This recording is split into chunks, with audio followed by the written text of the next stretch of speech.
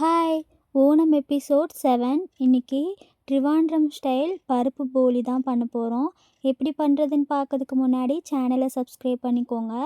1 cup கடலை பருப்பு எடுத்து ஊற வச்சு அதை குக்கரில் 3 விசில் வேக வச்சு எடுத்து வச்சுக்கோங்க. 1 கப் மைதா, கொஞ்சம் மஞ்சள் பொடி, கொஞ்சம் உப்பு சேர்த்து சப்பாத்திக்கு ரெடி பண்ணுற மாதிரி ரெடி பண்ணி வச்சுக்கோங்க. வேக வச்ச பருப்பை வடிகட்டிட்டு ஒரு பேனில் போட்டு தண்ணி ஃபுல்லாக ட்ரை ஆகிற வரைக்கும் மிக்ஸ் பண்ணி விட்டுட்டே இருங்க.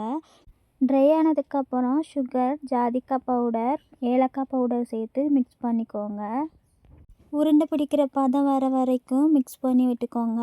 ஆல்ரெடி நம்ம செஞ்சு வச்ச மைதா மாவில் கொஞ்சமாக நல்லெண்ணெய் விட்டு ஒரு 10 நிமிஷம் அடைச்சி வச்சுருங்க. அதுக்குள்ளே நம்ம பருப்பும் ஆறிடும்.